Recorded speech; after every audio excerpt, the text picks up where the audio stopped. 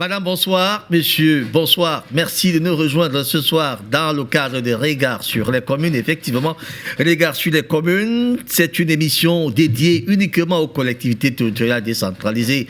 Nous parlons des questions liées à ces communes, à ces régions, bien sûr. Nous évoquons des sujets en rapport avec la décentralisation au Cameroun, tels que dotés par le chef d'État, son Excellence Paul Biya.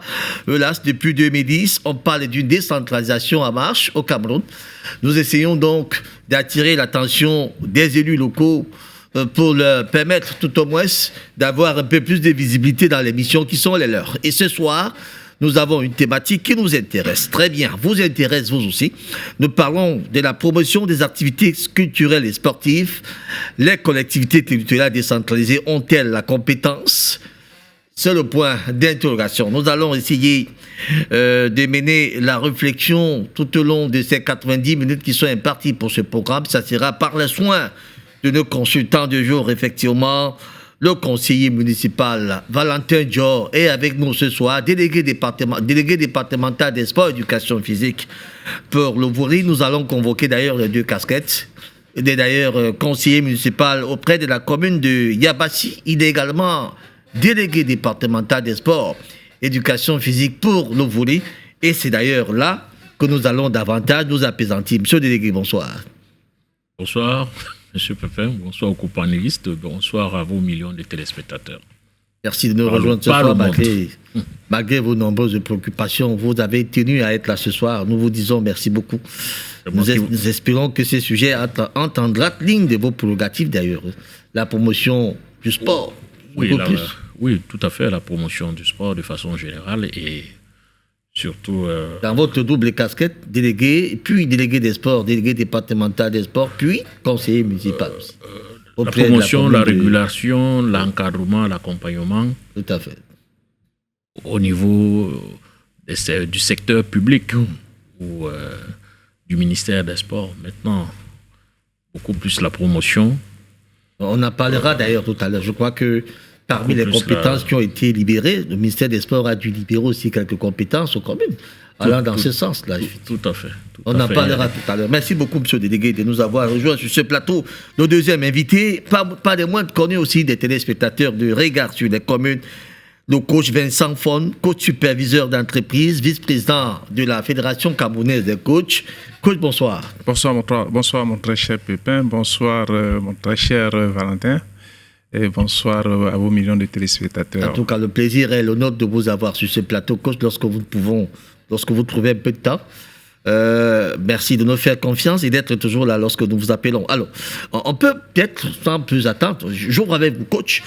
On parle de la promotion des activités culturelles et sportives. Est-ce que, allons d'ailleurs dans cette vue d'ensemble, un regard d'ensemble, avez-vous comme impression que les activités culturelles et sportives sont les priorités des collectivités territoriales décentralisées, parlant des communes et des régions, bien sûr? Pour répondre à votre question, j'aimerais d'abord qu'ensemble, qu'on voie ce que c'est qu'une activité sportive. Et qu'est-ce qui va dans les activités sportives. Ensuite, nous verrons par la suite qu'est-ce que les communautés... Par la suite, on pourra donc entrer dans les constats. Tout à fait. Alors, les activités sportives désignent l'ensemble des pratiques physiques et sportives organisées de manière individuelle ou collective, dont l'objectif principal est la recherche du dépassement de soi, du plaisir, de la détente ou de la compétition. C'est ça qu'on appelle sport. Tout à fait. Dans sa globalité. Tout à fait. Alors, les activités sportives composent généralement quoi? On a les activités collectives. On a par exemple le football, le handball, ainsi de suite. On a les activités individuelles, l'athlétisme, la natation, le tennis, le golf, ainsi de suite.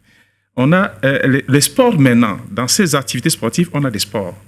Alors, nous avons des sports de combat, tels que le judo, le karaté. Le judo, la boxe et tout ça. Tout ce qu'on connaît. Nous avons les sports de glisse, tels que le ski. hein, le ski, Qui se font sur le la surf, neige, je crois. oui, tout à Des fait. glaces, comme on le dit. Tout à fait. Le surf et ainsi de suite. Et nous avons le sport de raquette. On a le tennis, on a le tennis de ouais, table. le et tout ping-pong ça. et tout ça. Le ping-pong, oui. Et nous avons les sports de montagne, hein, tels que l'escalade, La course du Mont Cameroun. la course Mont Cameroun, du par Mont exemple. Cameroun, l'alpinisme, ainsi de suite. Nous avons les sports de motorisés, Ouais. hein, les courses de Tout à fait. Les courses de moto, là. de moto, on voit ainsi ça de dans suite, voilà. les grands prix qui sont organisés un peu partout en Tout Europe. à là. fait. Nous avons aussi des sports aquatiques. Hein. Nous avons, pendant la période de Ngondo, ici, la course des pirogues, ainsi de suite. Tout à fait. Et nous avons des sports du bien-être. Hein. Il faut comprendre aussi qu'on a des sports du Les bien-être. marches sportives, un Marche peu de sportive, footing. le yoga aussi fait partie du sport de bien-être. Donc voilà, globalement, ce que nous entendons. Ramasser ainsi par sport. des types de sports qu'on peut Voilà. avoir. Maintenant, nous verrons, est-ce que dans les comités décentralisés, on a généralement cela. Est-ce qu'on a tous ces sports et comment ça se pratique? Est-ce qu'on a des infrastructures? Est-ce qu'on a des personnes, ressources humaines permettant à ce que ces sports puissent être effectifs? Alors, C'est là où il faut se questionner. C'est là où il faut se questionner. Alors, on se retourne vers le délégué.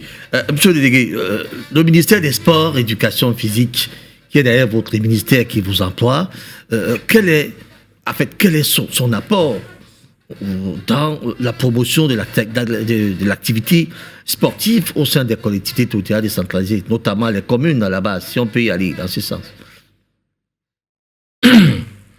Tout à fait. Le ministère des Sports, comme le service public de façon générale, ou le gouvernement de façon générale, a pour rôle d'accompagner, d'encadrer, de faciliter, de réguler les activités qui sont dans son sous-secteur d'activité, c'est-à-dire le sport, les activités physiques et sportives. Maintenant, c'est au niveau local, c'est le même accompagnement qui va être fait par les structures déconcentrées du ministère des Sports auprès des collectivités territoriales décentralisées. Donc, je l'ai dit à... Alors, est-ce qu'il y a eu des compétences que le ministère a libérées au niveau des collectivités territoriales décentralisées? Oui, avec la décentralisation, tout à fait, le ministère a transmis les compétences et les ressources aux collectivités territoriales décentralisées. Et cela se vérifie à travers la construction des infrastructures par les collectivités territoriales décentralisées. Une enveloppe conséquente est mise à la disposition des collectivités territoriales décentralisées sur l'ensemble du territoire pour ainsi faciliter l'acquisition des infrastructures, des équipements, sportifs. D'ailleurs, votre commune, je crois que votre commune en a bénéficié. Hein. Oui, la commune de Yabassi. Oui, la commune de Yabassi en a bénéficié de façon... En fait, ce n'est qu'un cas parmi tant d'autres sur l'ensemble du territoire. Donc, ces compétences se définissent telles que construction et réhabilitation. Tout à fait. Bon, on a dit le transfert des compétences se fait de façon progressive. Tout à fait. Progressive, effectivement. Donc, ce qui voudrait dire D'ailleurs, effectivement, dans le transfert des ressources, même on n'est qu'à 7%. Ça veut dire que tout va progressivement. Tout va progressivement. Jusqu'à atteindre les 15% qui auraient été promis. Tout à fait. Promis par cette fameuse loi, ce fameux code de la décentralisation. En tout cas, Code Vincent Fon, parmi quelques transferts, on va énumérer quand même quelques-uns. Commençons d'ailleurs par le domaine du sport. Donc on essaye de comprendre, notamment pour ce qui est des transferts, du transfert des compétences qui ont été léguées aux collectivités territoriales décentralisées. Dans son chapitre 3, dans sa section 2, on parle de la jeunesse, des sports et des loisirs. Parmi les transferts donc, qui ont été libérés, vous avez la promotion et l'animation des activités sportives et de jeunesse. Vous avez l'appui aux associations sportives. vous avez la création, la gestion des stades municipaux, centres et parcours sportifs, piscines, aires de jeux et arènes. Vous avez la création et l'exploitation des parcs de loisirs, l'organisation des manifestations socio-culturelles à la fin des loisirs. On peut citer cela pour la section 2. Alors, tout ce qu'on a cité là tout à l'heure, coach, quand vous regardez l'ossature de nos communes aujourd'hui, vous avez comme impression que tout au moins cette compétence est en mouvement? Qu'est-ce que je peux dire? Est-ce que ces compétences sont effectives? Alors, la question que j'aimerais bien me poser, c'est de savoir, est-ce que nous avons ces infrastructures permettant d'impulser cette dynamique? Parce que quand vous regardez autour, je prends par exemple dans la commune de Douala, c'est quoi, 5e, que ce soit Douala 1er, ainsi de suite, on n'a pas assez d'espace d'aires de jeu. Où est-ce qu'on va les créer déjà? Parce que pratiquement tout est occupé. Quand bien mais il y a ces aires de jeu, ce n'est pas construit par la commune. Il faut préciser cela. Tout à fait. Parce que la compétence nous dit bien ici que de la jeunesse, des sports et des loisirs, on dit bien de la promotion et l'animation des activités sportives et de la jeunesse, on dit la création, la gestion des stades municipaux, centres et parcours sportifs, piscines, aires de jeu et arènes. C'est-à-dire que ces collectivités ne doivent pas attendre que c'est l'État qui vienne mettre un stade. Elle-même doit y mettre. Tout à fait, il faut les créer. Mais les créer où? Parce qu'on a l'impression qu'aujourd'hui, pour les créer, il faut aller en brousse ou encore, il faudrait quelque part, comme on dit, délocaliser certaines personnes. C'est-à-dire qu'il est important qu'on se pose les bonnes questions. On a besoin de tout cela. Un esprit sain dans un corps sain, c'est magnifique. Lorsqu'on n'est pas en santé, on ne peut rien faire dans la vie. On a besoin de ça pour déstresser, pour souffler, ainsi de suite. Mais est-ce que nous avons, ces communes ont des éléments matériels? C'est-à-dire que est-ce qu'elles ont les espaces leur permettant de pouvoir implémenter tout cela, c'est-à-dire qu'un terrain de sport, de football, de handball, de natation, ainsi de suite. Est-ce qu'il y a un air de jeu, une piscine, ainsi de suite? Tout à fait. Est-ce que chacune des communes possède effectivement cet élément, cet atout qui est la terre? Alors, on peut donc se poser la question de savoir quel est le problème. Valentin Diop, vous êtes conseiller municipal. Dans vos conseils municipaux, qu'est-ce que vous faites pour ce qui concerne quand même ce domaine du sport? On sait que dans les communes, il y a des jeunes qui veulent exceller dans le sport. Alors, comment ce corps d'activité peut être, on va dire, en hibernation, totalement en hibernation au sein des collectivités territoriales décentralisées, alors que ces maires ont effectivement la compétence de regarder ce domaine-là? On va parler du sport de façon générale, qui présente aujourd'hui plusieurs... Peut-être en généralisant le sport, vous avez la parole.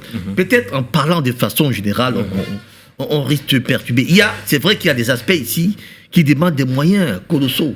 Donc je suggère qu'on ancre effectivement dans ces compétences, parce que là, les gens vont juger qu'il y a des compétences quand même trop faciles qui peuvent être rapidement faites par les communes, mais qui ne sont pas faites. Ou personne ne trouve pas d'intérêt, je ne sais pas pourquoi. Donc quand vous parlez de façon globale, non, le global là, c'est pas indiqué. Dans mon propos tout à l'heure, j'ai parlé de transfert progressif, des compétences. Oui. Parce que, comme vous l'avez si bien dit... Non, ce que j'ai dit là, c'est ce qui est effectivement transféré. Ça veut dire que... Non, vous avez le global... Monsieur John, non, je voudrais qu'on s'accorde. Vraiment, n'allons pas la diversion. La diversion, c'est... Permettez, s'il vous plaît. Ce que je suis en train de lire là. Je dis encore. Permettez. Ce que vous êtes en train de lire, vous l'avez pris dans le Code général des collèges. Je vous ai donné les compétences déjà transférées. Permettez. Oui. Je suis en train de vous dire que ce qui est dans le document... Ça, c'est transféré déjà. Je suis en train de vous dire, maintenant donc, ce qui est effectivement transféré, la totalité de ce qui est mentionné dans le Code général n'est pas entièrement transféré, parce qu'il y a des tests particuliers qui transfèrent les compétences, telles que les compétences, la construction, la réhabilitation, les infrastructures sportives. Ces compétences, les compétences qui sont transférées sont effectivement connues. Le Code présente de façon générale. Alors, pour qu'on ait... Vous dites qu'il y a un test qui devrait accompagner ça? Il y a un test qui accompagne. Le transfert il n'est pas encore sorti. Il est sorti pour le ministère des Sports, il est sorti et dans d'autres ministères, oui. Il est sorti. Je suis en train de vous dire, pour qu'on soit, c'est vous qui demandez, qu'on soit spécifique pour ne pas aller partout. Parce qu'il y a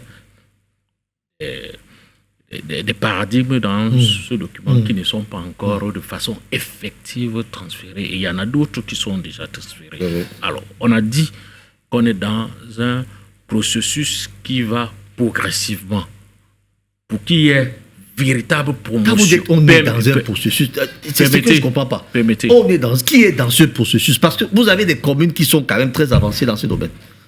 Dans le domaine, il y en a, je peux citer quelques-unes, qui sont vraiment avancées. Vous en avez qui n'ont même pas encore commencé. Alors quand vous parlez de la progression, c'est une progression par commune ou bien une progression? Expliquez-nous ça clair. Toutes les communes ne sont pas loties de la même façon, n'ont pas les mêmes dispositions, n'ont pas les mêmes moyens, n'ont pas les mêmes potentiels de façon générale. On va donc trouver, pour qu'il y ait activité physique et sportive, il faille que les plateformes sportives soient construites. Qui les construit? Qui les construit? Les mairies peuvent les construire avec l'appui des partenaires.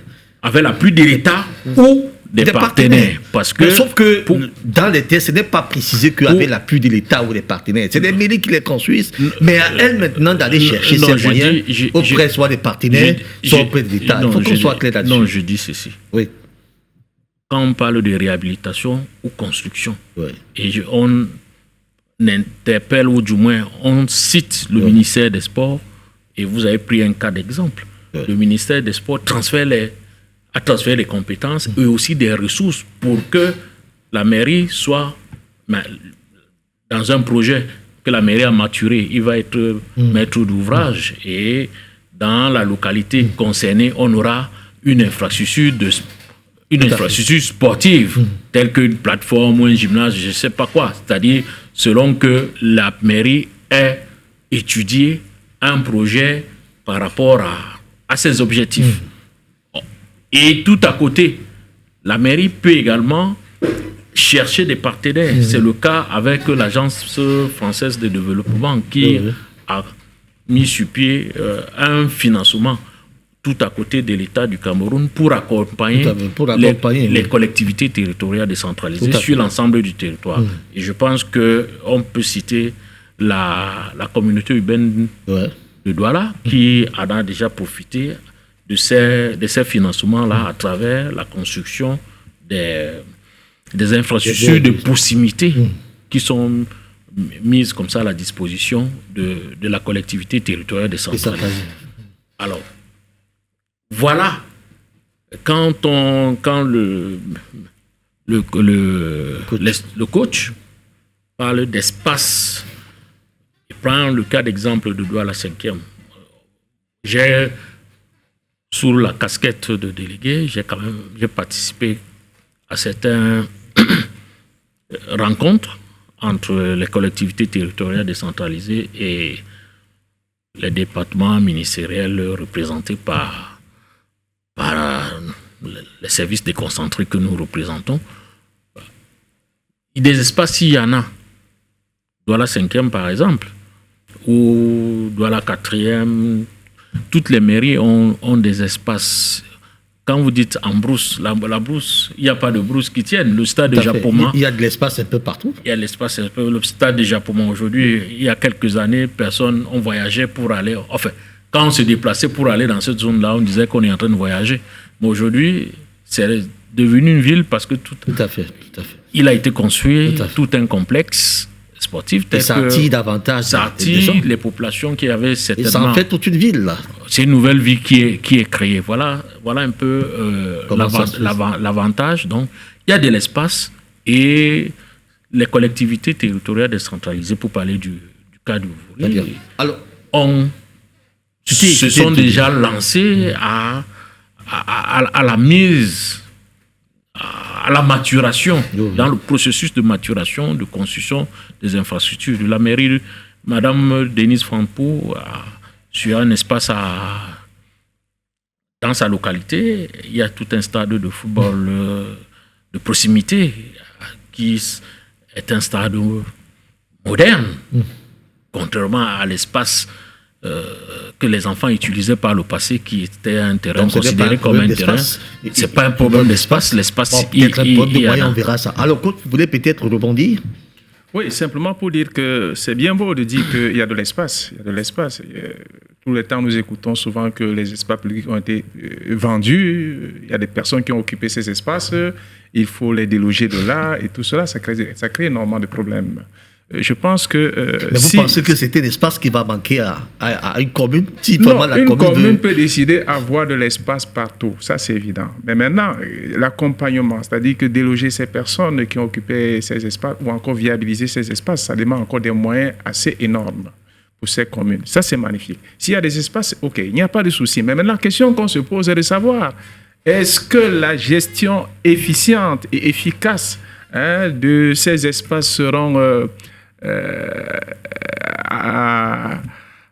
la portée des autorités, de toutes les communes. de toutes les communes, c'est là le véritable problème. Est-ce qu'on a des ressources humaines qui ont de la compétence pour l'encadrement, pour, comment je vais dire cela, pour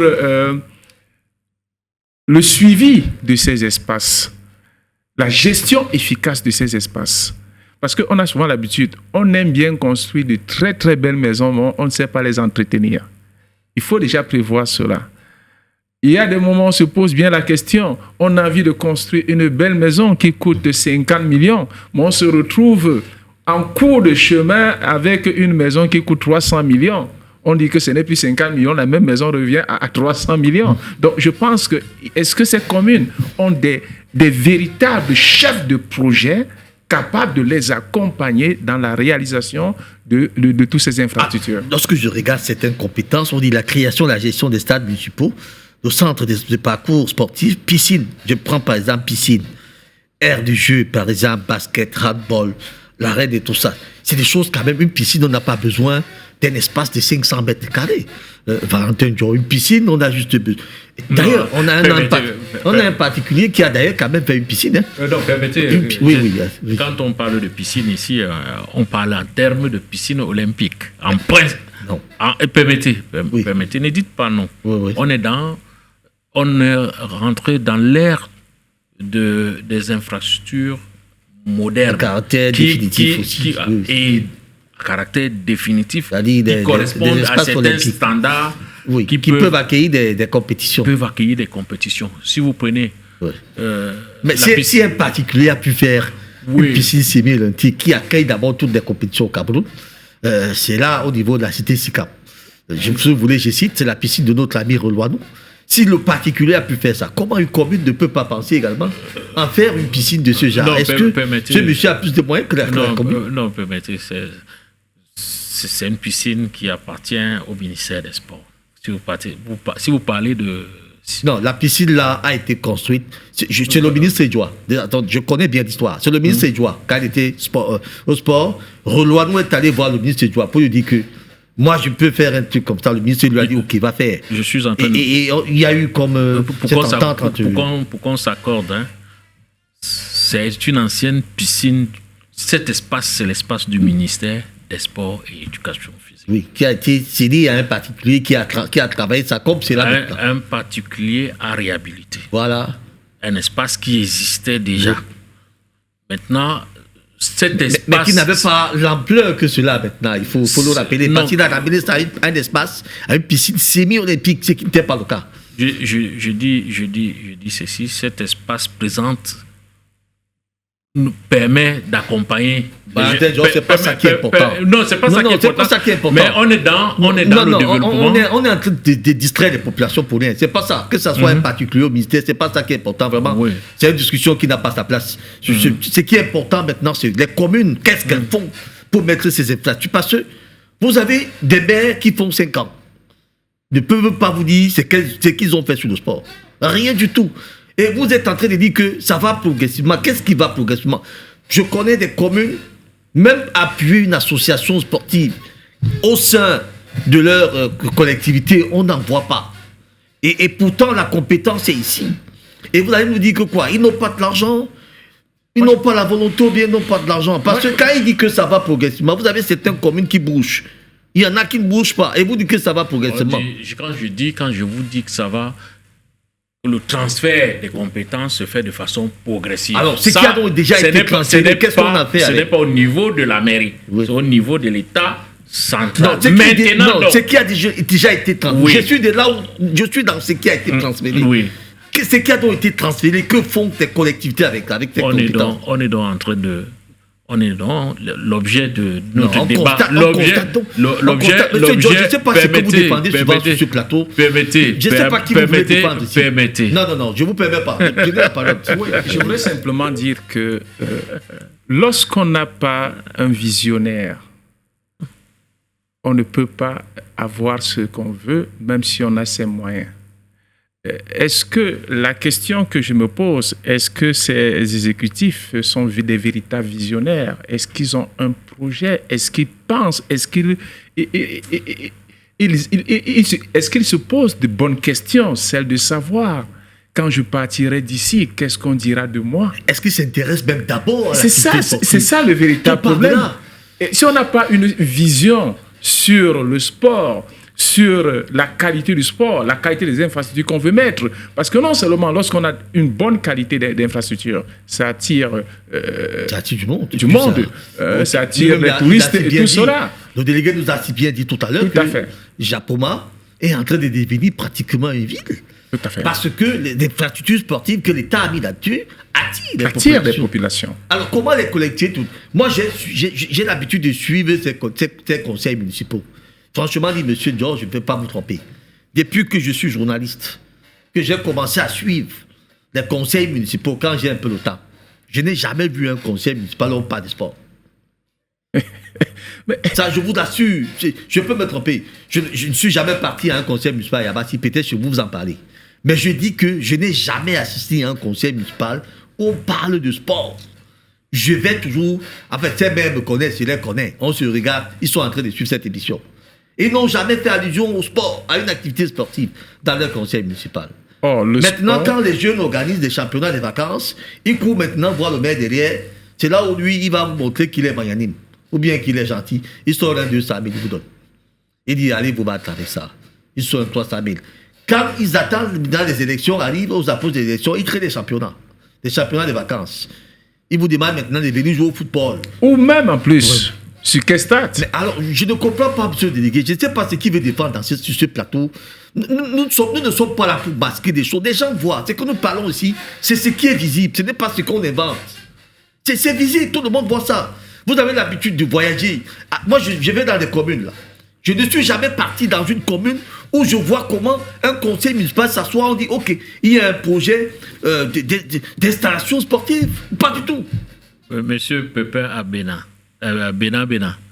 vous êtes modérateur. Oui, mais sauf que je suis un peu poussé par votre manière alors, de on est en train de poser la problématique. Non, je suis gêné par votre façon de voir les choses. Parce que vous avez comme impression, j'ai comme impression que je ne sais pas ce que vous défendez. Écoutez, il n'y a rien à défendre. On est en train de poser la problématique du développement du sport dans nos collectivités territoriales décentralisées. Alors, c'est une réflexion qu'on mène. Et elle doit avoir son entame. Non, c'est pas une substance. Elle doit avoir une substance, oui, elle doit être cohérente et en rapport avec la réalité. Ça veut dire qu'on a une approche qui doit suivre, qui doit être linéaire. Alors, d'ici la fin de l'émission, il faut bien qu'on puisse tirer une conclusion. Alors, Monsieur Georges, ce qui me dérange avec vous, c'est que vous avez l'art de vouloir porter des affaires politiques partout là, il ne faut pas. Nous ne sommes pas sur un plateau de politiciens ici. Nous sommes en train de nous agresser. Nous parlons des choses claires. Vous venez avec vos histoires de politiciens et moi ça me pousse un peu. Parfois ça me met hors d'état. Parce que je ne comprends pas comment on peut dire à quelqu'un, il dit des compétences sont transférées. Ok, les compétences, ça se transfère progressivement. On dit oui. Ce qui a donc été transféré maintenant, qui sont déjà dans leur... Qu'est-ce qu'ils en font avec? Alors, vous essayez de nous dire que ça va aller progressivement. 5 ans sont en train d'arriver, on ne voit rien. Vous dites que ça va aller progressivement. Mais quand c'est un peu gênant ce type de langage-là. Franchement, c'est très embêtant. Bon, on va suivre cet élément. On va prendre le premier élément maintenant, où on va nous acclimater un peu avec quelques plateaux sportifs. On dit des plateaux sportifs pour doter les communes d'infrastructures. On suit cet élément, on revient derrière.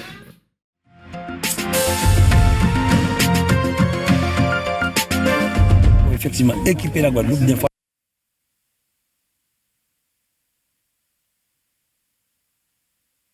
d'infrastructures sportives, culturelles et de loisirs pour que la population à certains moments puisse décompresser après des journées, des semaines de travail difficiles.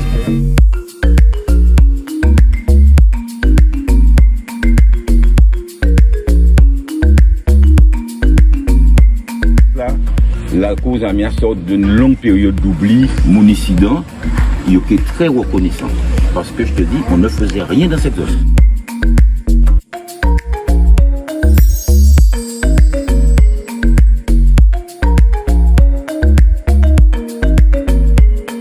On est de rester dans le quartier sans rien faire. Là, il y a du basket, il y a du foot. Ouais. C'est une bonne initiative pour les jeunes. C'est complet.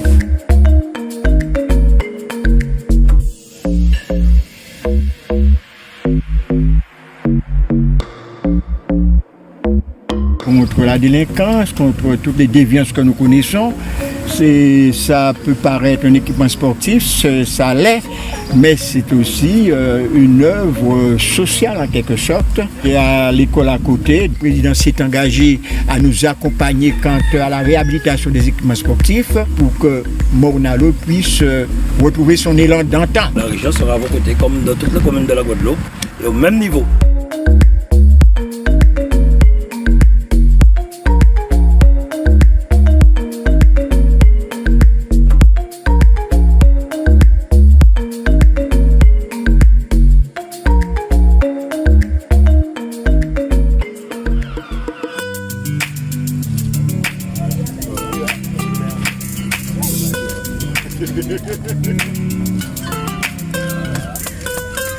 Si avec le conseil et le soutien du conseil régional, la ville de Cap-Esther peut offrir donc cette sortie à nos jeunes, et donc c'est dire que nous aurons réussi, et je l'espère que d'ici à la fin donc 2023 que nous pourrons donc dire que nous avons rénové les équipements, mais aussi invité de nombreux jeunes de la ville à pouvoir s'intéresser au sport.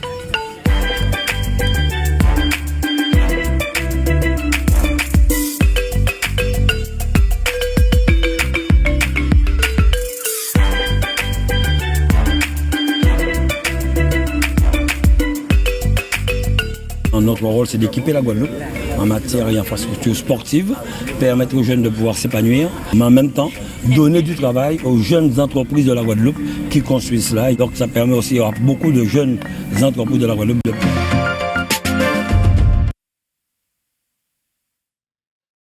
Merci donc à la réalisation pour cet élément. Alors monsieur le délégué, on rentre on parle de la promotion des activités sportives. Alors, je voudrais comprendre la difficulté que les collectivités territoriales peuvent avoir. Parce qu'on estime peut-être que c'est des activités, selon certains, qui ne rapportent pas suffisamment, qui n'apportent pas des équilibres au niveau des caisses. On comprend pourquoi peut-être certains maires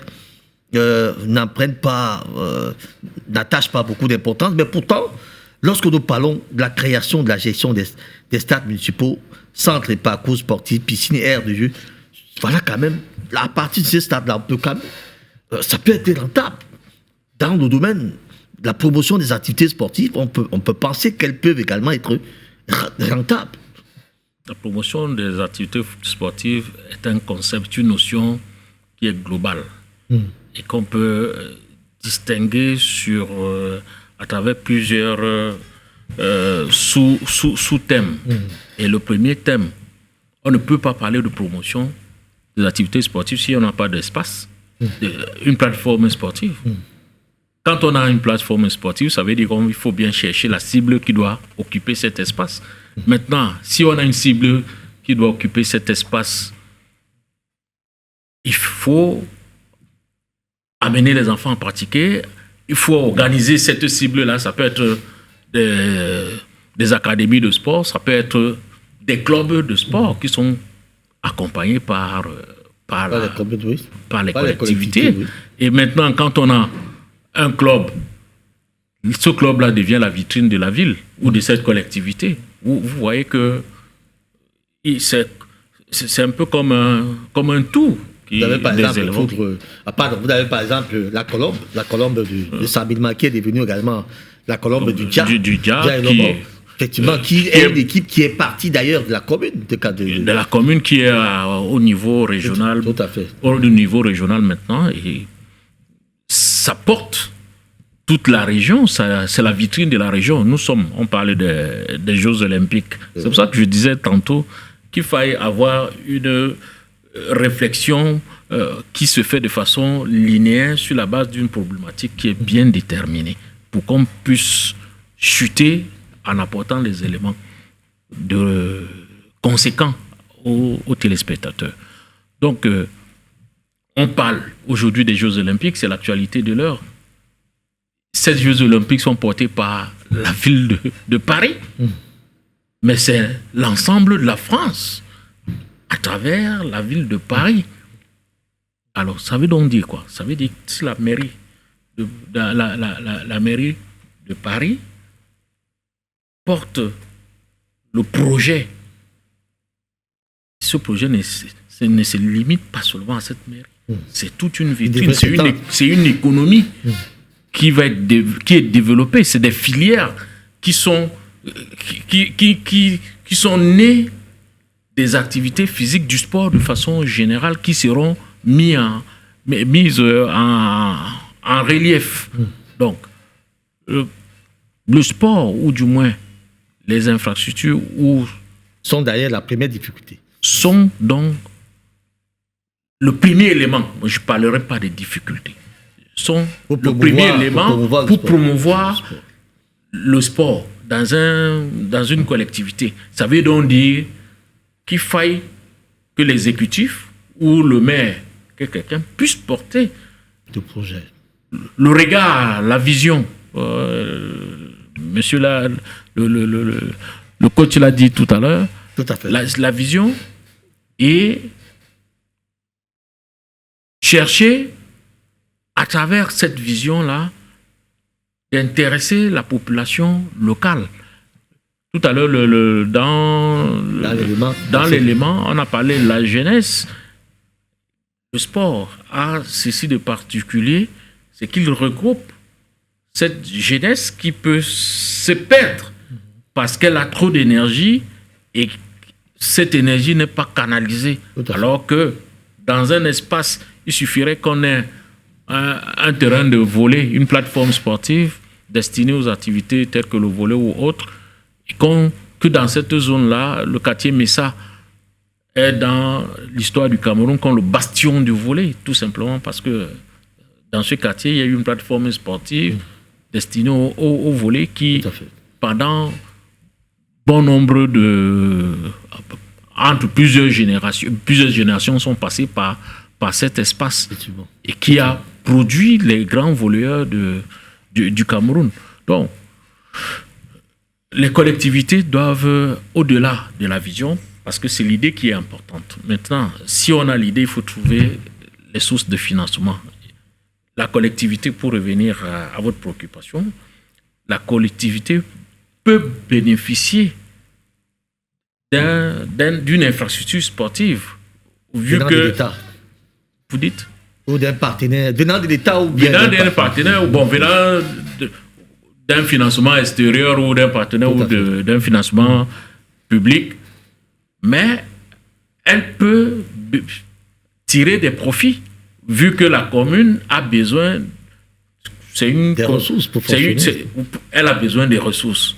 Si elle a pu construire des marchés, ça veut dire qu'elle en tire des profits, ça veut dire que c'est pareil pour... Tout à fait, pour la construction des infrastructures. Pour la construction des infrastructures sportives, telles que si elle-même ne les utilise pas, elle les met en location.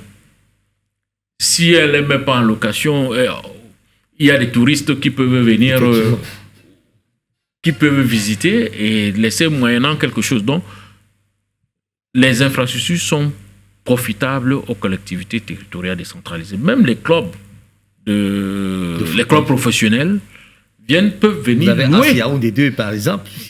Asia Yaoundé 2 peuvent venir louer cet espace pour leur mise au vert, pour leurs entraînements et tout. Donc pour dire que si un maire ou une mairie se sacrifie pour construire une infrastructure sportive de proximité, c'est tout à son profit. Tout à son profit, tout à fait. On peut Alors, le mais là, oui. est-ce que là maintenant, ça ne part donc pas des priorités? Parce qu'effectivement, en construisant au marché, on est quand même sûr que les entrées, c'est tous les jours. Coach, des entrées, c'est tous les jours. On s'en va de temps en temps demander les 200 francs des tickets aux revendeurs qui sont là aux alentours. On sait qu'il y a des boutiques qui sont en location. C'est peut-être 20 à 30 000 francs la boutique par mois. Là, c'est comptable et rapide. On compte ça très vite et on sait ce qui entre dans les caisses. Par contre, les activités sportives, on a comme impression que c'est momentané et pas de manière spontanée. Et les maires, du coup, se désintéressent un peu de ce côté-là. Pourtant, M. Deguet venait de démontrer qu'il y a également des ressources à tirer dans ces activités. Donc, c'est une question des priorités ou des visions. Ça devait être une priorité. Pourquoi? Les activités physiques et sportives généralement contribuent à la santé et au bien-être de la population. Quand on n'est pas en santé, on ne peut rien faire. Si les exécutifs construisent des infrastructures sportives, la population, on verra une population de moins en moins malade. Les conseillers municipaux, les exécutifs eux-mêmes font le sport où? Quand ils veulent déstresser, c'est où? Il y a des enfants au quartier qui manquent où jouer. Ils sont obligés de se retrouver dans des coins retirés, en train de fumer, boire des choses. Alors que si on avait ces infrastructures, ça les aurait occupés. Comme on l'a si bien dit, c'est un très bon investissement qui permettra à la commune d'avoir ce qu'on appelle un retour sur investissement. D'abord, premièrement, on construit pour hésitation sur ce domaine. Parce que s'il y a des ressources à tirer là, pourquoi les mettre? Si on n'a pas de la vision, si on pense gagner immédiatement, parce que ce sont des infrastructures qui ne vous permettent pas d'avoir un retour sur investissement immédiat, c'est à moyen et à long terme. Mais si dans sa tête, il se dit, si j'investis cela, et que d'ici avant 5 ans, avant la fin de mon mandat, je n'ai pas un retour sur investissement, je n'ai pas récupéré quelque chose, ça pose problème. Je préfère investir dans le marché, ainsi de suite. Quand on a fini de consommer tout ce qu'on a, on va au marché. Le corps se sent malade. Qu'est-ce qu'on fait? On rejette ça comment?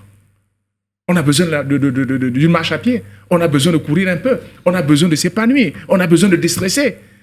Pour repartir encore travailler demain. Est-ce qu'on a pensé à ça? Si vous n'êtes pas en santé, vous êtes un mort vivant. Vous ne pouvez rien faire si l'exécutif lui-même il n'est pas en santé parce qu'il est surmené. Pour vous relancer, quand on fait un investissement dans un domaine social, dans du social, c'est pas pour automatiquement se faire du profit. Beaucoup plus dans le social. Quand on a fait dans le social, l'intérêt ici, c'est l'intérêt de la masse. Tout à fait. Si cette masse n'a pas cet essentiel, parce que c'est un élément essentiel et incontournable. Quand on vous dit, OK, marchez au moins pendant 30 minutes, 2 ou 3 fois par semaine, ça élimine tel type de maladie. Est-ce que ce n'est pas bon pour les citoyens? Si vous avez des citoyens en bonne santé, qu'est-ce que vous avez? Vous avez une économie qui prospère. Mais si vous avez des citoyens tous malades, vous attendez à quoi? Vous investissez pour qui? Alors, donc c'est une priorité. Vous avez un lieu là, dans la 5e de parcours vital. Voilà. Tellement plein que parfois on a envie de se cogner là. Tout à fait. Après vous courez, vous voyez comment les gens se cognent parce qu'on manque de c'est le seul l'espace. point qui consacre. Les populations viennent de loin, de très loin d'ailleurs. Il peut même avoir, si nous étions dans une dissertation philosophique, on aurait parlé des centres d'intérêt. Et là, on peut déterminer les différents centres d'intérêt pour un espace comme le parcours Vita. Il y a le brassage. Oui, il y a la danse, il y a le brassage. Donc, je dis, le brassage des populations. Tout à fait. Oui. Il y a une économie qui se développe tout à côté. Qui se développe tout à côté. Avec les ventes des petits trucs là, oui, effectivement. Il y a une certaine coexistence, il y a ces rencontres entre personnes qui... Bref, il y a un apport considérable dans la psychologie de ceux qui vont au parcours Vita. Ça veut dire que ça impacte l'organisme, pour parler de la santé. Tout à fait. Ça impacte, moi, je suis un abonné du parcours Vita. Ça impacte d'autres filières de développement, enfin d'autres filières qui concourent au développement de la cité ou de la nation. Tout à fait. De façon générale. Donc, il y a un intérêt à ce que la promotion du sport de façon générale. Ça consolide même le vivre ensemble. Oui, dans le brassage, les gens qui se tout à fait. rencontrent. On a besoin de ça. C'est un élément important et incontournable. Ça devait même venir avant même le marché. C'est que je voudrais comprendre maintenant, coach Vincent Font. On a besoin de ça. Pourtant, rien. Certains se battent quand même à y aller. Hein. Toutes les collectivités territoriales décentralisées ne sont pas nulles en matière des infrastructures sportives. En matière, non, il y en a qui essaient de se battre avec les moyens. Mais franchement dit, quand un maire fait 5 ans, d'un mandat de 5 ans, c'est là où je ne comprends pas. Il fait un mandat de 5 ans et puis il s'intéresse seulement à prendre l'argent dans les marchés. L'aspect culturel, il n'en connaît pas. L'aspect sportif, il n'en connaît pas. Mais on va dire que c'est une question de moyens là-bas. Vous savez, posons la bonne question. Qu'est-ce qui motive une personne à vouloir briguer ce poste? Qu'est-ce qui le motive? C'est ça le véritable problème. Si la motivation, c'est le gain, pensant que c'est là-bas où il va s'enrichir, pensant que c'est là-bas où il aura le maximum de marché, pensant que c'est là-bas qu'on dira que oui, il est monsieur le maire, monsieur passe partout, personne ne peut l'interpeller. On s'attend à quoi?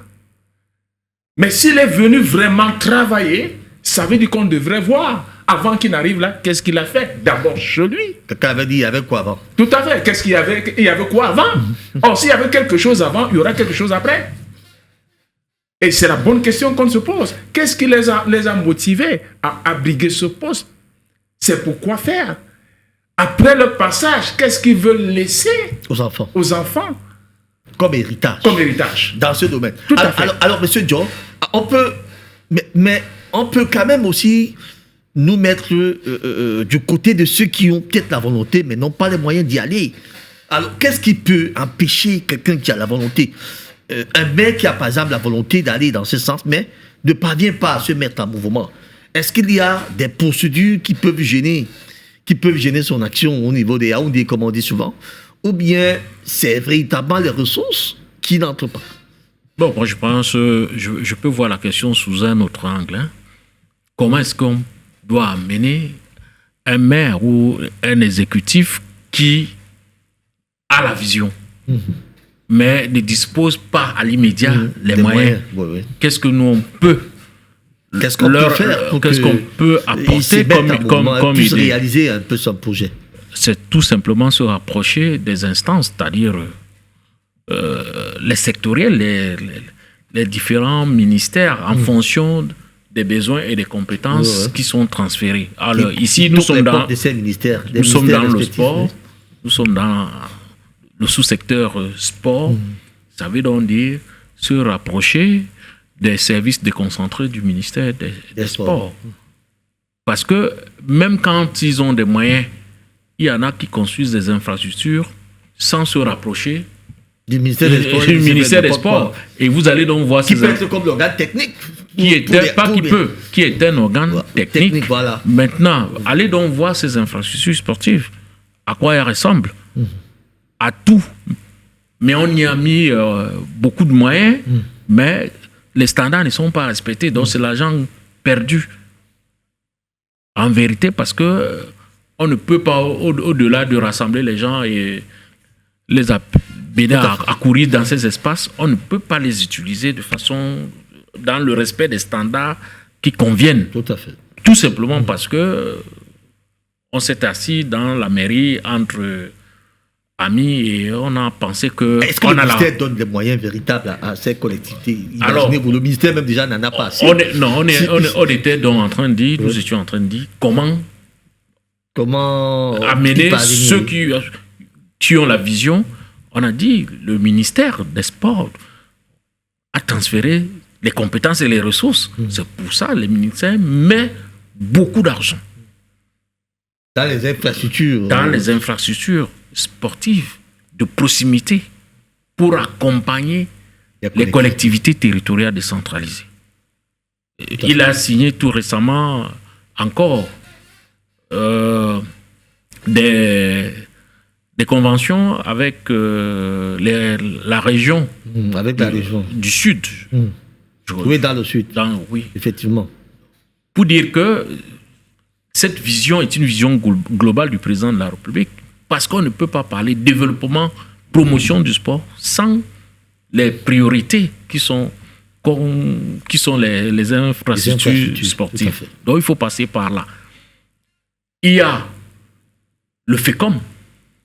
La banque des communes, comme on dit souvent. Il y a la banque des communes qui peut faciliter le financement de la construction des infrastructures. Maintenant donc, vu qu'un maire est un entrepreneur de développement, il ne doit pas se limiter à son environnement le plus proche. Il faut aller chercher des partenaires. Et c'est pour ça qu'on peut donc trouver l'Agence française de développement pour certaines collectivités territoriales décentralisées qui bénéficient des financements qui viennent de cette qui viennent de ces partenaires-là. Il y en a d'autres. Des ONG, il y a des ONG, il y en a d'autres. Donc maintenant, il y a des partenaires. C'est peut-être même dans le cadre de la coopération des communes entre elles. Et puis même dans le cadre de la coopération, il y a eu un forum des communes. Oui.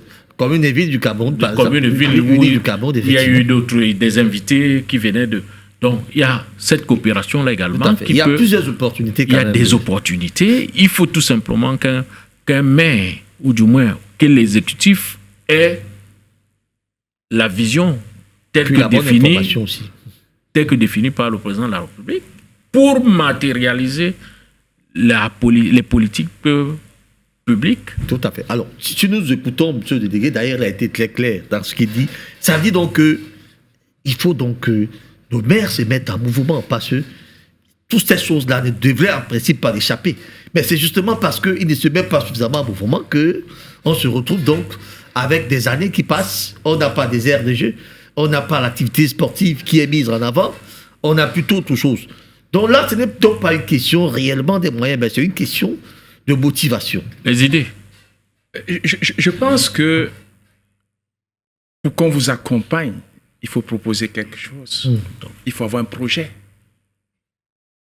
bancable.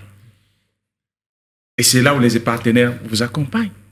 Le délégué a dit tout à l'heure qu'il faut vous approcher du ministère. Je crois que le ministère a quand même tous ces techniciens qui peuvent vous aider même à poser un projet bancable. Mais pour y arriver, il faut être vous-même un bon manager. Oui, tout à fait. Il faut être un leader. Il faut passer de la posture de patron, celui qui donne les ordres, celui qui quand il n'est pas là, rien n'avance. À un homme du terrain. Tout à fait. Passer de patron à manager. Et après de manager à leader. Leader, c'est celui qui fait faire. Il ne fait plus, il fait faire. Il accompagne juste. Or, s'il n'a pas cette culture de management, s'il n'est pas allé se former en management, en leadership, vous voulez qu'il donne quoi? On ne donne que ce qu'on a. Ils sont jamais entourés quand même des conseillers. Ils sont bien entourés. Être entouré ne veut pas dire que vous avez ces compétences. On acquiert ces compétences dans des formations. Les maires devaient être de véritables managers. Ils devraient aller à l'école du management, à l'école du leadership. Et c'est là où, lorsque vous recevez ces compétences, vous avez une ouverture d'esprit. Et là, vous savez ce que vous voulez. Alors, si on faire, comment faire.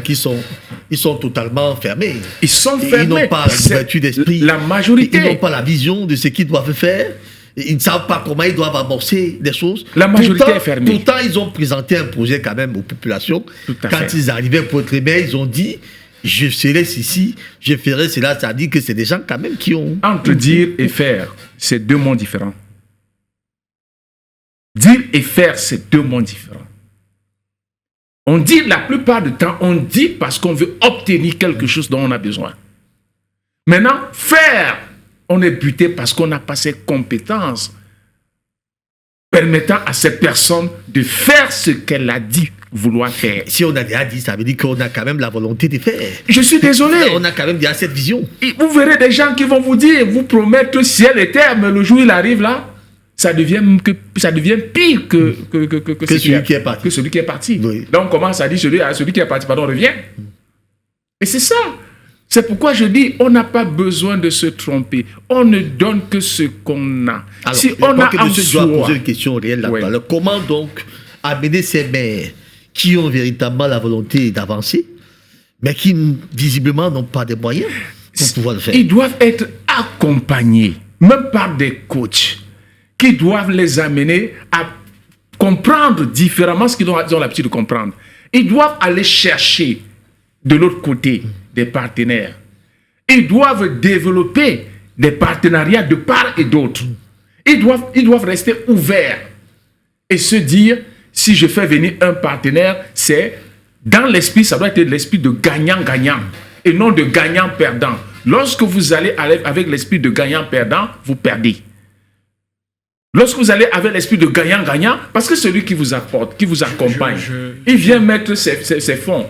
Mais il se pose bien la question, qu'est-ce que je gagne aussi en retour? Justement, Parce que moi je profite de cette faille pour intervenir sur la question.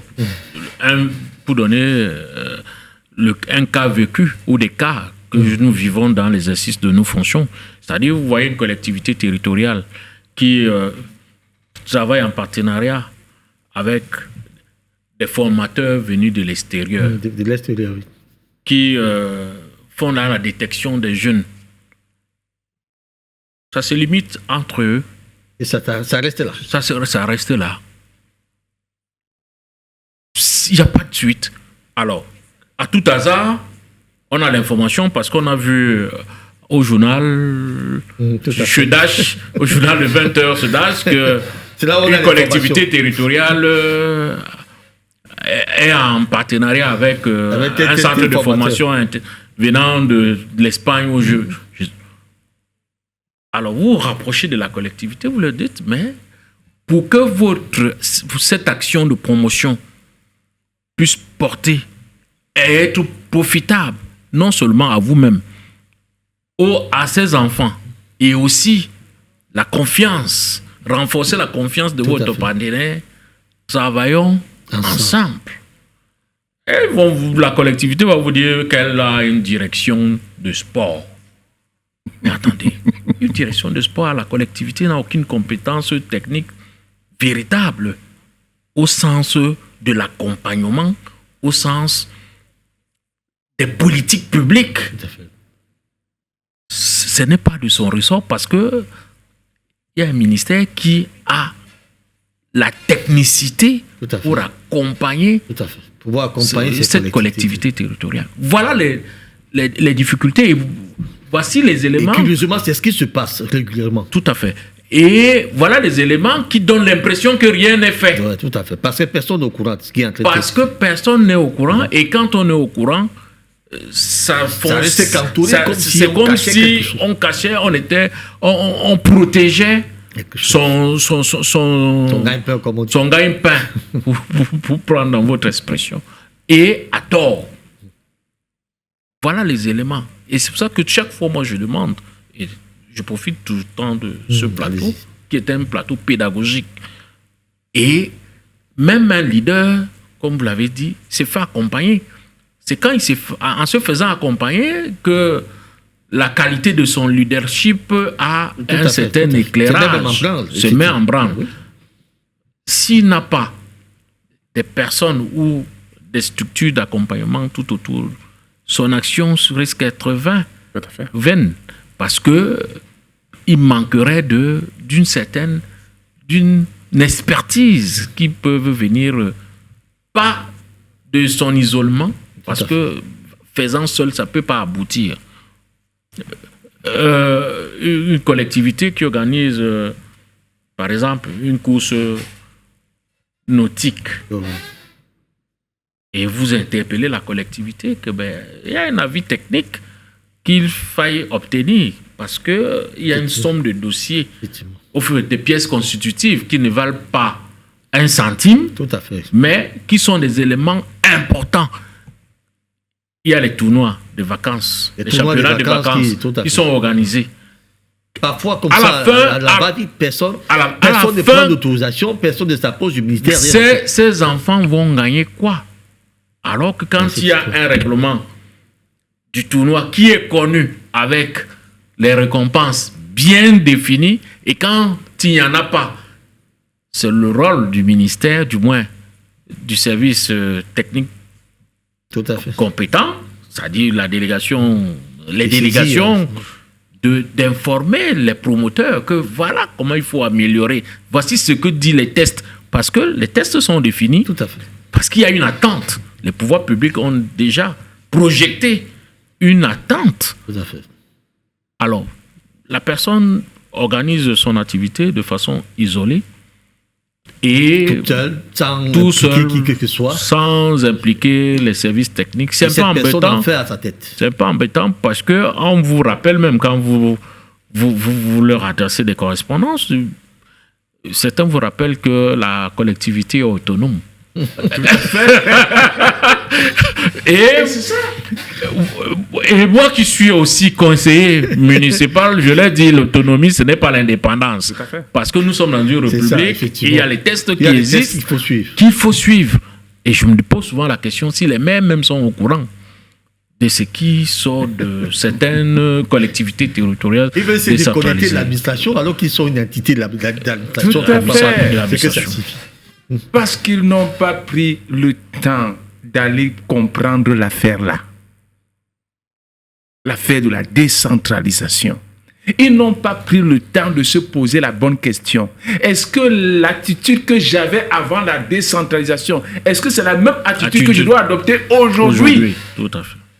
Si c'est non, qu'est-ce que je dois faire? Je dois changer d'attitude. Comment faire pour changer cette attitude? Pour avoir une attitude productive en fonction de l'environnement Alors, actuel. si on remettait donc en cause tout ça, on dirait peut-être que le volet politique prend finalement le dessus, surtout parce que il se regarde souvent en chien de défaillance.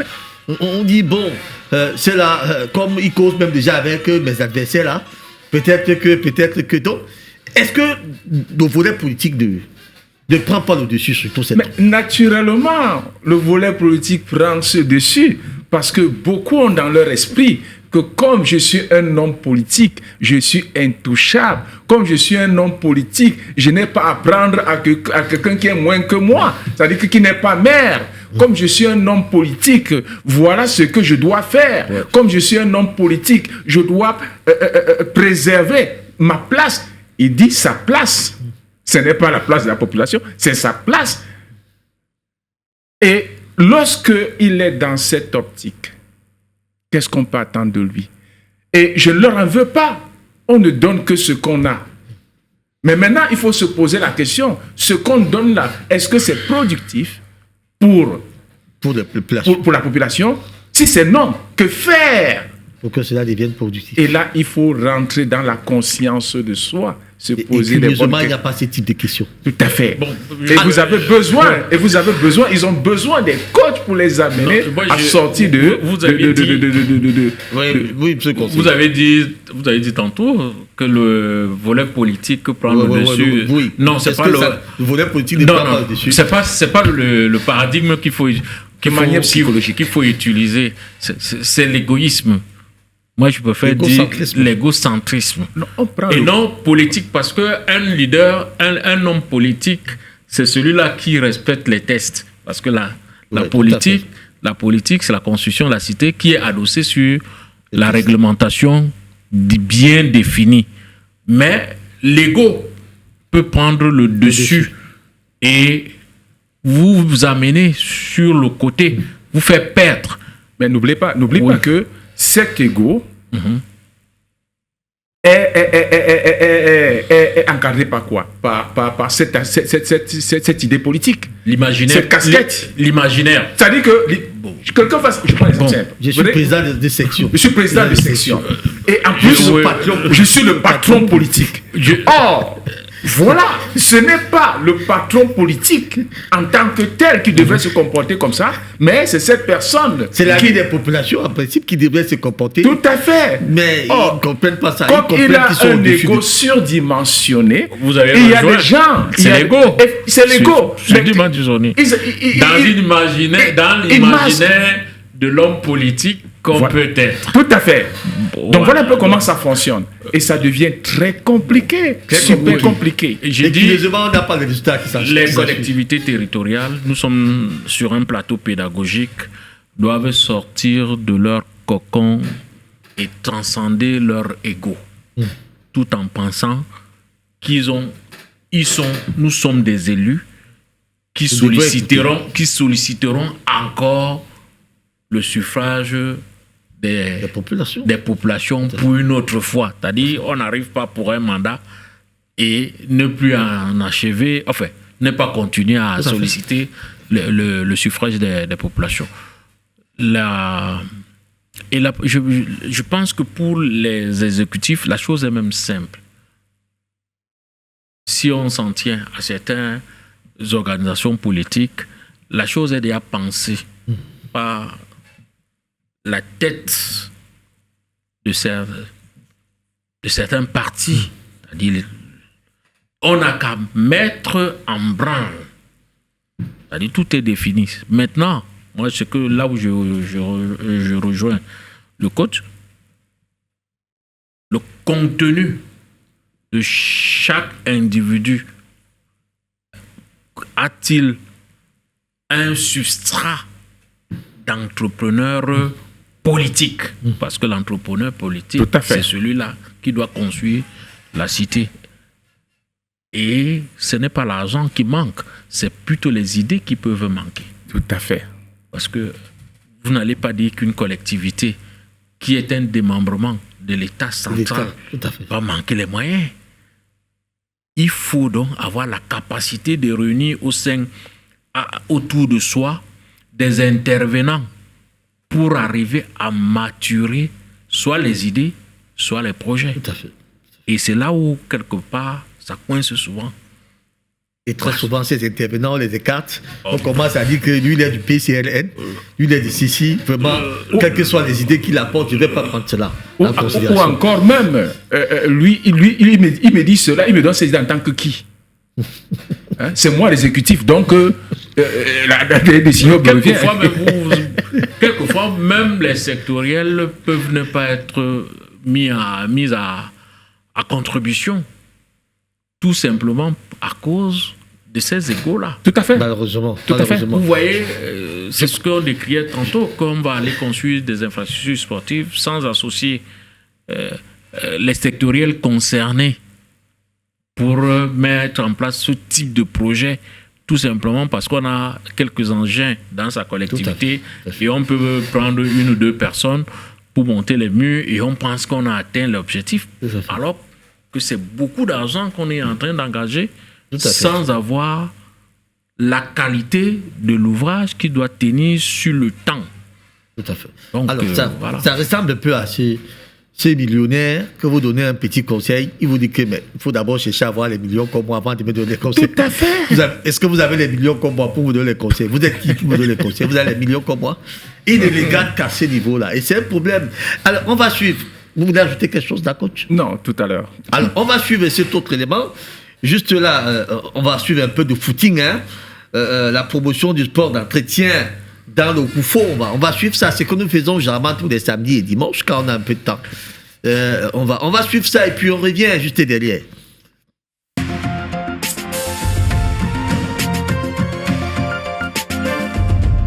Faire ancrer le sport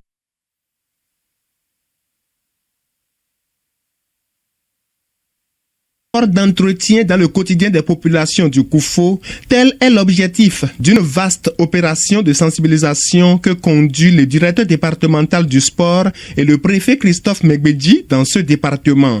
En se mettant devant cette marche ce samedi matin à Lalo, le préfet du Koufo a bien voulu donner l'exemple et le premier adjoint au maire de cette commune invite surtout les jeunes à ne pas attendre la vieillesse avant de s'habituer au sport d'entretien. Vraiment, ce que le directeur départemental et le préfet ont organisé ce matin, c'est quelque chose d'une importance capitale. C'est quand tu vieillis que tu vas connaître la valeur du sport d'entretien. Et je dis aux jeunes qui nous suivent de continuer de faire le sport. Que ça là, ça donne alors de la force. Brian Djoko, le directeur départemental du sport dans le Koufo, rappelle à quel point cette sensibilisation des populations sur le sport d'entretien importe pour le gouvernement dans sa promotion pour la santé des citoyens. Nous sommes à la 2e édition et c'est un programme phare du gouvernement qui promeut la pratique du sport à la base. À l'avenir, c'est que la population puisse prendre le relais pour que dans les villages, dans les arrondissements, dans les hameaux, pour que l'exercice puisse continuer à être pérenne. Nous avons démarré par l'ALO. Dimanche, nous serons à Pleucamé et programmer les autres communes. Le développement du Bénin ne peut se faire qu'avec des Béninois en une parfaite santé. Et c'est pourquoi le gouvernement invite les populations à s'adonner au sport d'entretien qui pourra les mettre à l'abri des maladies non transmissibles, a fait savoir le préfet du Koufo. C'est pour nous mettre à l'abri des maladies non transmissibles. Et donc, il faut savoir qu'en embrassant les activités sportives, on s'éloigne donc de ces maladies-là. Et quand on n'est pas en bonne santé, on va construire le Bénin. Il faut être en bonne santé d'abord. C'est pour cela que nous sommes sur le terrain. Pour dire aux parents, oui, le sport, c'est une très bonne chose. Et nous demandons aux parents de ne pas attendre toujours notre arrivée avant de descendre dans les rues. À chacune des destinations de cette marche entre Lalo et Chikpé, les marcheurs ont observé des minutes de pause pour quelques exercices d'étirement et de relaxation. Des séances auxquelles plusieurs femmes et enfants ont pris part avec enthousiasme.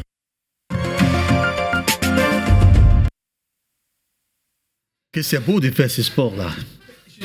Ça vous détend, ça vous relaxe, ça vous enlève le petit palu qui veut vous embrouiller. Le sport devait être la première priorité pour ces exécutifs. Construire des infrastructures permettant aux gens de déstresser, permettant aux gens d'être moins malades, permettant aux gens de sortir trop du sucre qu'ils ont consommé depuis une semaine, permettant aux gens d'avoir ce qu'on appelle ce sport d'entretien.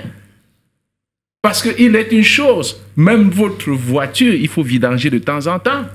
Mais si vous n'avez pas un garage qui vous permet de vidanger cette voiture, qu'est-ce qui se passe? Le véhicule devient lourd. C'est la même chose avec l'être humain. On a besoin de ces infrastructures. Alors, que dit donc de ceux qui partent prendre le bouillon tous les matins? Ils disent qu'ils partent faire du sport à 6h. Après, ils se retrouvent à 10h en train de prendre le bouillon. Ils commencent à boire des bières. Ils arrivent chez eux à 20h. Ça, c'est quel genre de sport? C'est un autre débat et je pense que nous vivons de ça tous les dimanches. Ils arrivent avec les pilotes à 20h à la maison. Mon frère, tu es sorti à 6h. Tu arrives non, après le sport, on n'a plus de bouillon. On a commencé à boire. Il a enlevé quelques litres de bière. Il a ajouté x5. Mais c'est un moyen de rire, quoi. Ils ont parlé de sport de masse. Oui. Au sport d'entretien. Au sport d'entretien. Ici, chez nous parlons de sport pour tous. Tout à fait. Qui est un sport qui se fait pour le bien-être et donc pour la performance. Et c'est pour ça que... les collectivités peuvent promouvoir ça facilement. Oui, c'est pour ça que les parcours Vita sont en collaboration, enfin le font en collaboration avec les collectivités, sont mis à la disposition, du moins pas à la disposition, mais travaillent en partenariat avec les collectivités territoriales décentralisées pour faciliter la pratique de masse du sport dans les localités, une pratique de proximité. Alors, parlons un peu de la culture aussi. On a assez parlé sport, il nous reste environ 15 minutes pour partir de ce studio. Effectivement, on va parler aussi un peu culture dans la section 3. Au chapitre 3, dans sa section 3, on parle de la culture et de la promotion des langues nationales. Des compétences transférées, l'organisation des journées culturelles, des manifestations culturelles traditionnelles et de concours littéraires et artistiques, la création et la gestion au niveau local d'orchestres, ensembles lyriques traditionnels, corps et ballets des troupes de théâtre, la création et la gestion des centres socioculturels et de bibliothèques, de lecture publique, l'appui aux associations culturelles. On parle aussi en matière de promotion des langues nationales. Et c'est effectivement là le problème. Coach Vincent Fon, ni les langues nationales ne sont pas ne font pas l'objet des priorités pour ces collectivités territoriales décentralisées. Vous arrivez même dans des zones retirées, un conseil municipal où tout le monde est censé être beau, on parle français. Vous arrivez, parce que, je dis bien, tout le monde est beau, mais on parle français là-dedans. Vous arrivez dans des communes où il n'y a aucune bibliothèque. Les enfants ont écrit problème, écrivez PBS. Ils appellent ça problème. Et ils partent échouer au baccalauréat, les gens pleurent. Donc, il y a donc cette histoire où on n'est pas en train de faire la promotion de la lecture. Je vous assure, combien lisent aujourd'hui? Combien de nos enfants lisent? Combien lisent? Mais quand vous les regardez en train de visionner les films, mais vous êtes étonnés. Alors, est-ce que là aussi, c'était pas un travail de fond que devraient faire les collectivités territoriales décentralisées? C'est la même chose qu'au niveau de ce que nous avons débattu tout à l'heure, c'est-à-dire les activités physiques et sportives, c'est la même chose. Vous n'avez pas une vision, qu'est-ce qu'on attend de vous? Et c'est là le véritable problème. La priorité de la plupart des exécutifs, ce n'est pas le sport, ce n'est pas la culture, c'est autre chose, c'est les marchés. Là où il y a l'argent, ça marche. Alors qu'en réalité, on devrait, pour gagner autant d'argent, être en santé et travailler sur des compétences, c'est-à-dire lire, c'est-à-dire apprendre de nouvelles compétences pour développer ce qu'on fait actuellement. Mais là, nous parlons des cultures. Oui, s'il n'y en a pas, locales. Vous verrez, des soirées culturelles. Des salles de cinéma, ça n'existe plus. Des soirées culturelles, ça n'existe plus. Des centres où on pratique l'art plastique, ça n'existe pas. Où les enfants peuvent développer leur créativité, ça n'existe pas. Qu'est-ce que vous voulez? Alors, monsieur le conseiller, dans le domaine de la culture, quelle est la difficulté que relèvent également les collectivités territoriales décentralisées? Pourquoi ce volet aussi tend à être piétiné alors que la culture reste ce que nous devons, ce que nous reste lorsqu'on a tout perdu? Tout à fait. Bon, quelle est la difficulté? Quelle est la difficulté? Je pense que moi je ne parlerai pas de difficulté, mais de l'implémentation d'une approche, d'une politique. Parce qu'une collectivité territoriale décentralisée est déjà la vitrine des us et coutumes de la localité. C'est-à-dire par son architecture déjà, du bâtiment. On peut déjà avoir l'idée des coutumes ou des us et coutumes de cette localité. Parce que, bon... Par exemple, quand vous allez au palais Bamoun, vous voyez quand même l'ossature de là, vous avez quand même déjà une idée, parce que oui, disons que les deux têtes de serpent qui sont représentées signifient quand même déjà quelque chose. Pour le musée, on parler du musée. Bon, j'ai dit,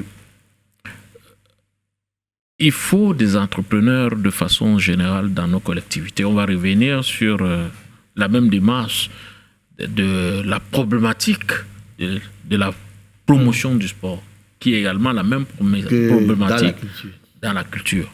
Parce que l'État, le ministère de la Culture à une certaine époque, à l'époque du ministre professeur Narcisse Moulikombi, avait, sous l'impulsion du chef de l'État, le président Paul Biya, fait construire des maisons de la culture. Oui, tout à fait. Des maisons de la culture. Dans les localités.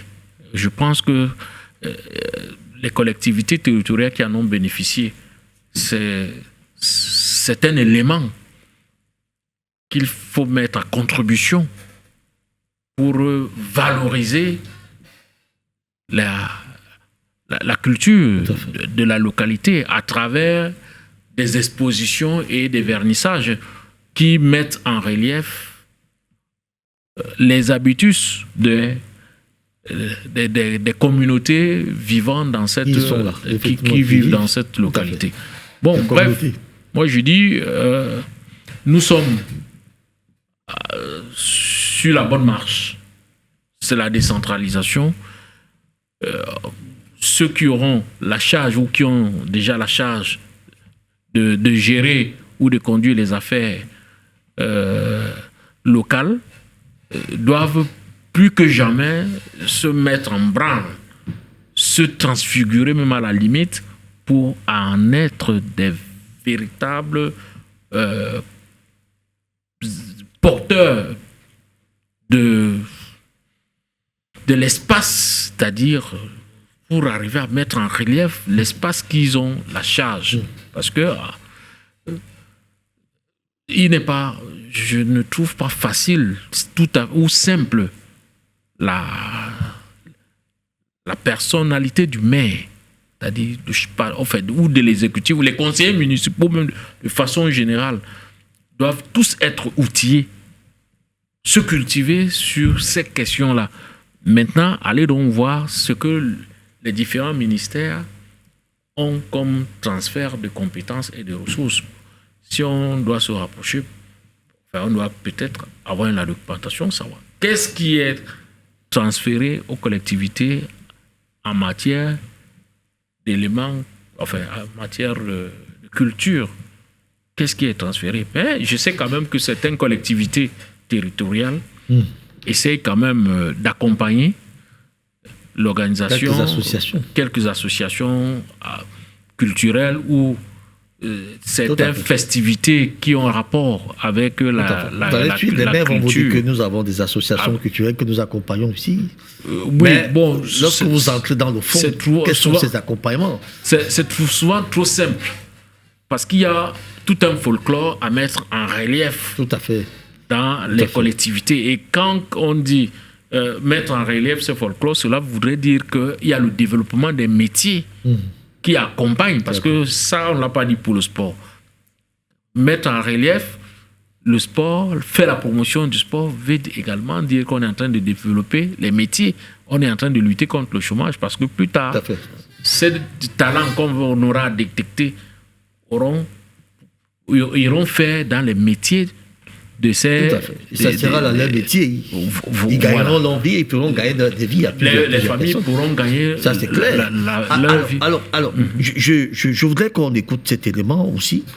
Au lieu que ces gens-là passent tout le temps à dire qu'ils financent des associations, 100 000 ici, 200 000, créer des bibliothèques communales. Créer des bibliothèques, ne serait-ce que ça. C'est-à-dire qu'une bibliothèque, on alimente cela en livres, ça va permettre que des enfants soient cultivés, et même des vieux. Mais je ne suis jamais parti dans une commune, même quand on passe vers la fête de la jeunesse, là, parce que jamais ils aiment concentrer les activités pendant cette période-là. Vous trouvez une soirée culturelle qui est organisée par la commune. Vous allez toujours voir que c'est des élèves qui se battent, chaque établissement se bat à faire sa petite kermesse là. La commune fait comme si rien n'existait. Je n'ai jamais vu une commune faire une soirée culturelle. Je n'ai jamais vu une commune dire que, ok, nous allons mettre nos artistes en branle. Mais c'est quoi cette histoire-là, franchement? Si vous n'avez pas de visionnaire, non, il n'y a pas pour nous cette histoire de dire qu'ils n'ont pas. Et, généralement, la plupart connaissent même que cela doit être fait. Mais parce que les intérêts ne sont pas là-bas.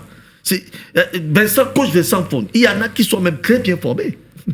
Mais je vous assure, ils sont même très très bien formés. Le problème, c'est qu'ils ne trouvent pas d'intérêt d'argent là-bas. Mais vous ne pouvez pas être très bien formé et avoir toujours des attitudes improductives. Non, vous pouvez bien le faire. Ça veut dire que vous refusez de suivre votre formation. Pourtant, vous l'aviez, cette formation. Peut-être vous êtes allé vous former. Je prends des exemples dans mon métier. Il y a des journalistes très bien formés, mais qui refusent de faire du journalisme parce qu'ils cherchent maintenant de l'argent. Vous allez dire qu'ils ne sont pas formés? Non, je dis encore, quand on met très bien formé, je dis qu'il y a des journalistes très bien. Je sais de quoi je parle. Mais maintenant, si quelque part, ce garçon, ce journaliste, il se retrouve dans un média où il gagne 25 ou 30, disons 50 000 francs le mois, qui ne lui permet pas de pouvoir joindre les deux. Il va où Mais qu'est-ce qu'il fait? Ça va faire ce qui est contraire à sa formation. Il va faire ce qui est contraire à sa formation au détriment Alors on ne dira donc pas qu'il n'a pas été bien formé. Non, si tu as été bien formé, cela suppose que tu as, à travers tes valeurs, tu as mis cette formation au-dessus. Mais Non. Côte Vincent, c'est une discussion qu'on aura. Vous savez ce qui conditionne. Alors, on va suivre cet élément. C'était un forum pour la promotion des valeurs culturelles. Nous suivons cet élément et nous venons cet élément pour les conclusions dans ces studios.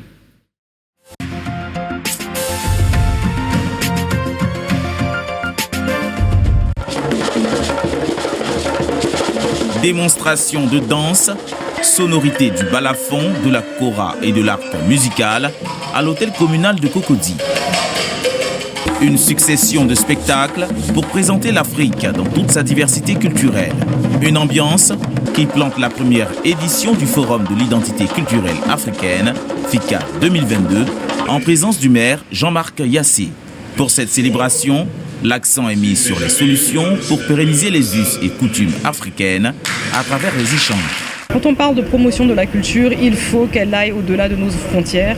Et les porteurs de cette identité, vous savez, l'identité africaine, elle est un petit peu la source de toutes ces identités métissées que l'on retrouve. La communauté afro-caribéenne à l'honneur du FICA 2022 à travers l'île de la Martinique. Un projet qui matérialise la coopération culturelle entre l'Afrique et sa diaspora par les élus et personnalités. À ce jour, notre objectif, valoriser la culture caribéenne et renforcer le pont culturel entre la Côte d'Ivoire, terre d'accueil et les îles. Ce forum international concrétise la vision du gouvernement. Aujourd'hui, aucun pays ne peut réussir sa politique économique et culturelle en vivant en autarcie. La coopération internationale s'impose donc comme le levier incontournable, l'incubateur du développement de toute économie culturelle qui se veut durable. Le Forum de l'identité culturelle africaine, FICA 2022, se déroulera sur 3 jours avec comme autre résultat la mobilisation de financements et de nouveaux marchés entre la Côte d'Ivoire et les Antilles. Alors, c'est un vrai débat. On a suivi un élément sur la promotion de la culture, des valeurs culturelles. Et il y en a tellement, ces valeurs culturelles, qu'il faut promouvoir par les collectivités territoriales décentralisées. Sauf que la difficulté semble être remontée du fait que personne ne s'occupe de ces choses-là. Alors, on est en train de sortir, coach. En guise de conclusion, je vous écoute. Ce que je vais simplement dire, c'est que on a des exécutifs au Cameroun. On dit souvent... il n'y a que des idiots qui ne changent pas. On a des exécutifs ici au Cameroun. En tant que Camerounais, ils sont très bien intelligents. Ils peuvent changer le fusil de leur épaule. Ils peuvent changer leur manière de faire. Ils peuvent faire des choses magnifiques. Et je pense que je crois en eux. Tout ce qu'ils ont besoin de faire, c'est se remettre en question et s'entourer de bonnes personnes, des personnes qui vont les amener à comprendre ce qu'ils n'ont pas l'habitude de comprendre, à voir différemment ce qu'ils n'ont pas l'habitude de voir. Ce qui fait que, avec cela, je crois qu'on aura un Cameroun magnifique et prospère. Vous avez oublié de leur dire de mettre leur ego de côté. Mais c'est pour dire que quand j'ai parlé de changer sa façon de faire, changer le fusil de l'épaule, ça veut dire qu'on change la manière de faire. On part des attitudes et comportements improductifs tels que l'ego aux attitudes et comportements productifs tels que l'humilité. Très bien, merci beaucoup, coach Vincent Fon. Monsieur le délégué, en guise de conclusion. En guise de conclusion, j'invite les collectivités territoriales décentralisées à travailler avec les sectoriels, à travailler avec les expertises des sectoriels qui sont là pour mettre en place l'implémentation des politiques publiques pensées par le gouvernement.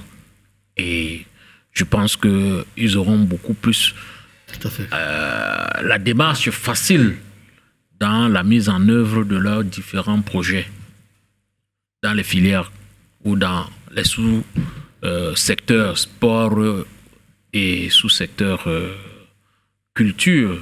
Je pense qu'ils ont les moyens à leur niveau pour commencer quelque chose qui va pérenniser les valeurs culturelles. Parce que on a dit une collectivité territoriale n'est portée, c'est elle qui porte les valeurs, c'est elle qui est la vitrine de la culture dans sa localité. Très bien. Voilà.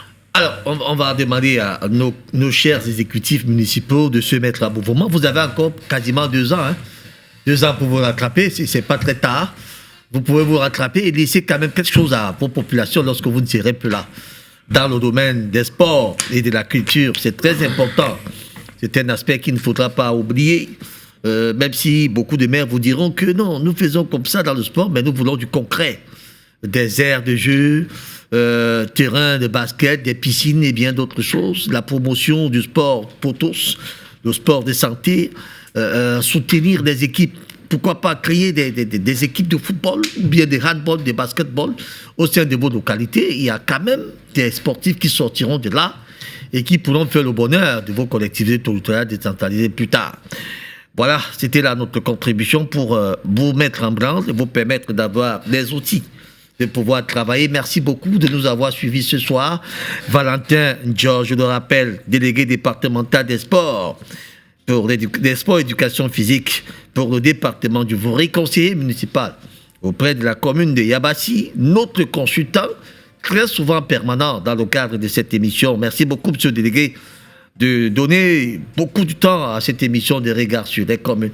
Je voudrais également remercier Vincent Fon, coach superviseur d'entreprise, vice-président de la Fédération camerounaise des coachs. Lui également qui donne de son temps pour cette émission. Merci beaucoup, coach, d'avoir de prendre cette émission à cœur. Merci à Paulina qui a assuré la réalisation ce soir et toute l'équipe technique autour d'elle. Et mon très cher Blarius nous a mis sur les caméras, les hautes projecteurs. Nous y reviendrons mercredi prochain, mais avant de retrouver ce programme en rediffusion le vendredi 21h30 et le lundi à 22h. Je serai là mercredi pour un autre exercice de ce genre. D'ici là, portez-vous bien et à très bientôt.